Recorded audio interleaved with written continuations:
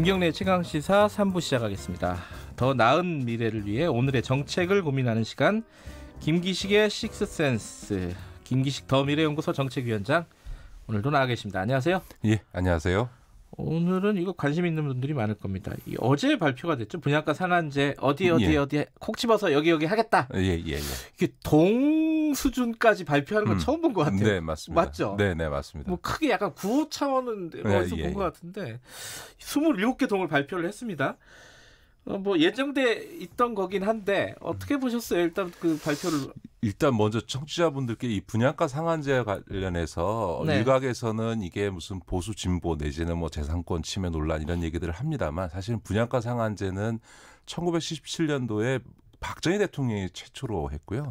또 노태우 대통령 집권 기간 89년도에는 원가에 연동해서 분양가 규제를 해왔습니다. 다시 말해서 분양가 규제라고 하는 거는 꼭 진보 보수 이런 이념의 문제가 아니라 필요에 따라서 그 정부가 이전부터 해왔던 정책이다. 이게 무슨 마치 없던 걸 참여정부 때 그 시작한 거다 이렇게 보시지는 않아야 된다. 예전부터 해왔던 시장 규제 정책이네요. 그렇습니다. 예를 들어 우리가 헌법에 있는 119조에 의해서 이게 집값이 폭등하거나 이럴 경우에 우리 경제에 있어서의 어떤 균형적 발전을 위협하기 때문에 이런 정책을 써왔다는 점을 말씀을 드리고요. 이번에 김현미 장관이 발표한 거는 말 그대로 이제 우리 김연희 기자 얘기하셨던 것처럼 이례적으로 동단위로 아주 핀셋 규제라고 할 만한 말에 딱 걸맞게 동단위로 지역을 발표했습니다. 이러면 강남 3구도 다가 아니라 그렇죠. 뭐 한 절반 정도 다른 구에 비해서 많기는 합니다만 절반만 딱 대상화했기 때문에 아마 굉장히 고심 끝에, 그러니까 소위 부정적 파장이나 공급의 위축 같은 것들을 최소화하면서 일종의 그 집값 안정화 효과를 노리기 위해서 이런 핀셋 규제를 하지 않았나 싶고요. 이 얘기는 달리 이야기하면 단계적으로 접근하고 있다. 다시 말해서 이 분양가 상한제 적용 대상이 이번에는 27개 동이지만 앞으로 확대될 거다라고 하는 것을 예고하고 있다가도 볼 수 있습니다. 시그널을 준 거다. 그렇습니다. 근데 좀 의아한 거는 이 분양가 상한제가 정책 발표가 된 지는 꽤 됐어요. 예고됐죠. 예고는 됐고 이제 실제로 어디 한다 여기까지는 안 나왔어도 그러면은 시장이 그 시그널을 받아들여 갖고 조금 집값이 뭐랄까 폭등하던 게 좀 안정된다. 이런 예상이 충분히 가능했는데 발표되고 나서 올랐어요. 막 집값이 서울 같은 경우에는. 그게 잘 이해가 안 돼요. 왜 그런가? 아니, 오히려 이게. 이제 그 예고되어 있으면 이제 시행을 앞두고 일어나는 그 현상이지요. 그렇게 보시는 건가요? 왜냐하면 이제 분양가 상한제가 실시가 돼서 그것이 지속될 경우에 당연히 그 집값 하락을 만들거든요. 왜냐하면 분양가 상한제 되면 현재 시가보다 낮은 가격의 분양가를 받을 수 있으니까 해당 지역의 아파트를 살려고 하는 수요들이 갑자기 대기 수요로 빠지게 되거든요. 그럼 수요가 줄어드니까 집값이 내려가게 되는 효과를 가져오게 될 가능성이 높은 거죠. 그러니까 일단 그 전에 이제 부동산 거래들이 늘어나면서 일정하게 매매 가격이 상승하는 건데 이제 지금 이제 조치를 취했으니까 이것이 어떻게 결과가 나타날 거냐라는 걸 지켜봐야 될 것 같고, 일부 좀 집값이 꿈틀거렸던 지역에서 좀 이번에 분양가 상한제 적용 대상 지역에서 빠졌다. 일부 지역에 제가 지역은 거론하지 않겠습니다만 그 경우도 아마 이건 두 가지 의미가 있는 것 같습니다. 하나는 그 김현미 장관이 하여간에 집값을 이렇게 끌어올리면 지정할 거야라고 하는 좀 시장에 대해서 경고하는 이런 메시지를 낸 측면도 있는 것 같고요. 또 하나는 아마 구체적으로 아파트의 분양 공급 계획이나 재건축 재개발 계획들이 다 사전에 잡혀 있기 때문에 그것들 다 고려해 가면서 이걸 이번에 좀 단계적으로 접근한 것이 아닌가 싶습니다. 근데 이게 분양가 상한제를 하면은 대표적으로 부작용이라고 해야 될까요? 반대적인 작용이 이제 공급 부족이 생길 것이다. 요 우려들이 일부 있잖아요. 그것 때문에 공급 부족이 생기면 집값이 오른다. 근데 분양가 상한제 해갖고 집값 못 잡는다. 그래서 가격이 계속 올라가는 거 아니냐. 그렇게 얘기하는 사람들도 있더라고요. 사실 그거는 그 지난 과거에 그 통계적 접근을 하게 되면요 사실이 아닙니다. 예를 들어서 아까 제가 그 노태우 정부 때 그 이 아예 원가에 연동해서 분양가를 규제했다는 말씀을 드리지 않습니까? 근데 그 노태우 정부 기간이 우리나라 건국 이래 최대의 아파트 물량이 공급된 시기거든요. 그러니까 소위 분양가 규제라는 것과 공급의 어떤 많고 적음이 꼭 그렇게 연동되지 않는다라고 하는 점 말씀드리고 싶고요. 또 이게 분양가 상한제를 할 경우에 공급이 축소돼서 기존 아파트 가격을 폭등시킬 거다라고 네네. 하는, 그러니까 가격이 오히려 올라갈 거다는 얘기를 하는데 실증적으로는 그렇지는 않습니다. 그러니까 노무현 대통령 시절에 참여정부 시절에 2005년도에 이제 공공 부분에 있어 공공택지에 대한 분양가 상한제를 했고 2007년도에 민간택지에 이번과 네. 같이 분양가 상한제를 했다가 이명박 정부 들어서 그걸 폐지했거든요. 근데 네네. 오히려 이명박 박근혜 정권 9년이죠. 박근혜 대통령 임기를 못 채웠으니까 9년 동안에 오히려 서울 지역의 아파트 가격은 16%가 폭등을 했거든요. 그러니까 다시 말해서 분양가 상한제 폐지 이후에 오히려 아파트 가격이 길게 보면 더 올랐다. 그런 점에서는 일시적으로 분양가 상한제 실시했을 때 그 지역에 있어서 일시적인 공급에 있어서 조금 부족 현상이 발생할 수는 있을지 몰라도 장기적으로 보면 분양가 상한제가 그 아파트 가격의 상승을 막을 뿐만 아니라 최근에 연구는 한 11% 정도, 앞으로 한 4년 정도 이걸 계속 지속적으로 할 경우에는 아파트 가격이 한 11% 정도 떨어질 거다. 이런 연구 결과가 나와 있죠. 또 하나 우려라고 해야 될까요? 풍선 효과. 거기 막으면 뭐하냐? 딴 데 간다. 네네. 이거 어떻게 봐야 돼요? 그러니까 그것도 이제 우리 김현미 장관도 우려를 해서 이제 풍선 효과가 날까봐 이제 만약에 이번에 27개 하지만 또 만약에 집값이 꿈틀거리고 몇 가지 3가지 요건을 얘기하지 않았습니까? 추가 지정할 수 있다라고 하는 걸 사실 이례적으로 굉장히 강하게 사실상 거의 예고하다시피 했다라고 하는 점에서 아마 그 풍선 효과가 일부라도 나타나면 즉각적으로 아마 2차 지정이 들어가지 않을까 싶습니다. 그러니까 이 풍선 효과 이런 우려들을 정책 당국자들도 다 알고 있다. 그래서 그 부분에 대한 대책이 있다. 그렇습니다. 이런 사인을 준 건데 근데 한 가지 참 의아한 거는요. 이 문재인 정부 들어와서 이 집값 잡겠다고 계속 그 정책을 발표하지 않았습니까?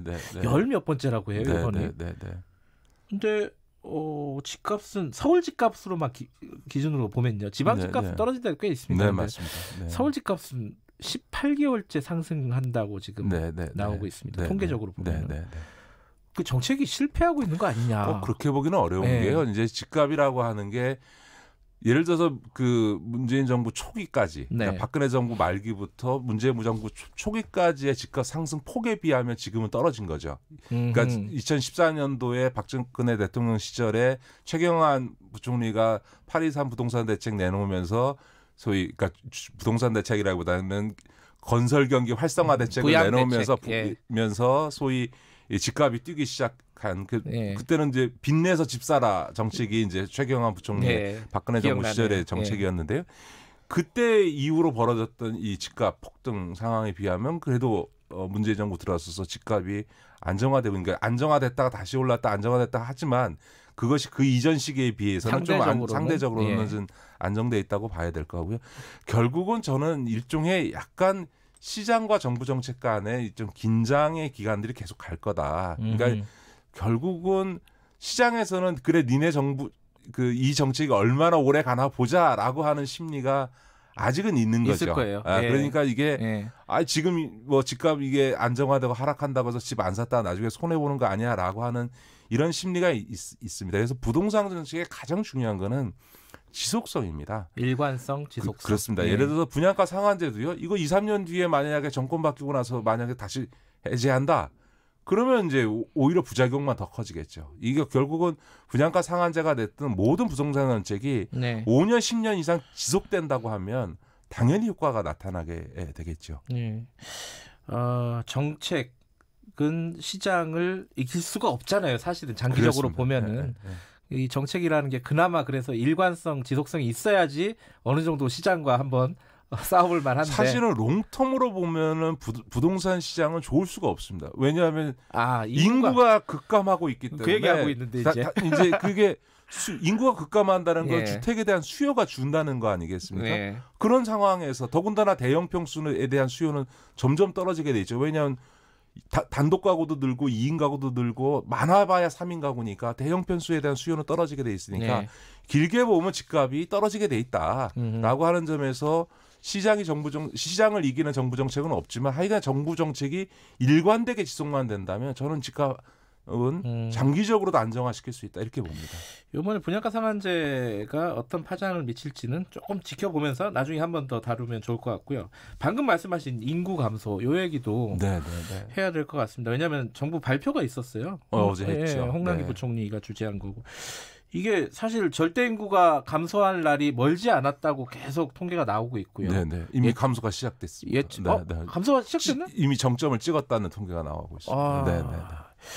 이게 사실 우리 사회에서 가장 근본적인 문제 중에 하나일 거라고 보는데 어제 내놓은 정부 정책들을 쭉 보면서는 좀 어떨까요? 만족스러우셨나요? 제대로 짚고 있는 것 같아요. 이게 좀 이 부분에 대해서는 사실 좀 미진하다는 얘기가 그간에 많았잖아요. 이런 절대 인구가 감소해서 2050년대 가면 우리나라 인구가 3천만 명대로 떨어진다라는 통계 앞에서 어제 내놓은 정부의 대책은 대책이라고 하기도 어려운. 그러니까 그냥 이런 현상이 벌어질 거니 벌어졌을 때 어떻게 하겠다라고 하는. 그래서 이제 교원 숫자 줄이고 군대 감축하겠다라고 하는 정도의 대책.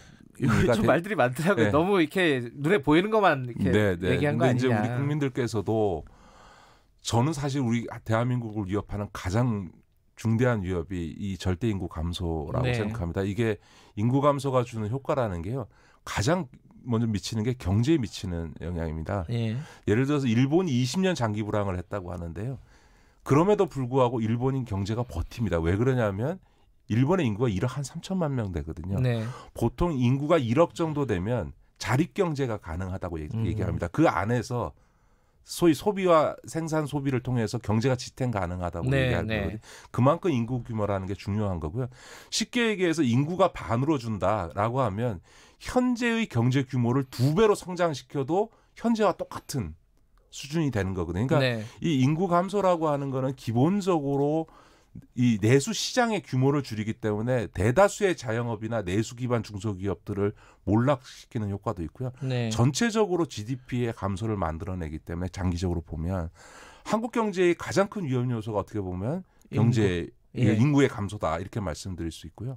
또 한편에서 보면 지금 고령화돼서 노인 인구가 청년 인구보다 많아진다는 얘기는 청년들이 노인들을 부양하기 위해서 자기 수입의 3분의 1 이상을 내야 된다는 얘기가 되거든요. 그러면 청년들이 못 견디죠. 그런데 숫자는 노인들이 많으니까 정치적으로는 표가 많은 노인들의 표심에 의해서 정책이 결정되거든요. 그렇게 되면 서구가에서 지금 그런 일이 벌어진다면 세대 간 전쟁이 발생하는 문제다. 그런 점에서 보면 경제 문제나 복지 문제나 세대 간 갈등의 측면에서 볼 때 대한민국의 가장 중대한 문제가 이런 인구 감소 문제에 적극적으로 대처해서 이 저출산 문제를 빨리 시급하게 대책을 내놓고 문제를 해결해 가야 된다고 생각하는데 이 점에 있어서는 여야 보수 진보를 떠나서 좀 합심해서 좀 획기적이고 근본적인 대책을 내놨으면 좋겠다. 그런 점에서 보면 어제 정부 발표가 너무 표피적이고 지연말단적인 것이 제한됐다 이렇게 볼 수 있는 거죠. 물론 이제 다들 고민이 있으실 거 아니에요. 홍남기 부총리가 뭐 이렇게 뭐 똑똑하신 분이잖아요. 그러면 당연히 이 부분이 얼마나 중요한지 알고 계실 텐데. 근데 이 정도밖에 대책을 못 내는 선생님 감소시키고 그리고 뭐 군인들 숫자 줄이고 이게 무슨 대책인가 막 이런 약간 뭐랄까 실망감 이런 게 좀 있어요. 저는 요즘 이제 그 확장적 재정 정책을 놓고 보수 진보 여야 간에 논쟁이 많습니다만 전체적인 건 몰라도 이 저출산 대책 문제와 관련해서만큼은 이게 그 여야가 정말 국가적인 차원에서 뭐 확장적 수준이 아니라 정말 획기적 수준에 있어서의 어쨌든 재정 대책을 내놔야 된다. 왜냐하면 지금 시장 자체에 있어서는 4차 산업혁명을 통해서 일자리도 줄어들죠. 인구는 감소하고 이런 상황에서 사실 재정적 수단 이외에 외국의 경우도 마찬가지입니다만 이런 인구 감소에 대처할 수 있는 방법이 별로 없습니다. 그러니까 우리처럼 낮은 출산율로 인해서 인구 감소의 위기감을 가졌던 프랑스가 지금 이제 인구 출산율이 1.9에 가까울 정도로 회복했는데요. 그 이유가 뭐냐면 막대한 재정 투입을 통해서 그 문제를 해결해낸 거거든요. 적어도 출산과 관련된 부분이나 육아와 관련된 부분이나 교육 관련된 부분에 있어서 이 부모들이 애를 낳고 기를 수 있는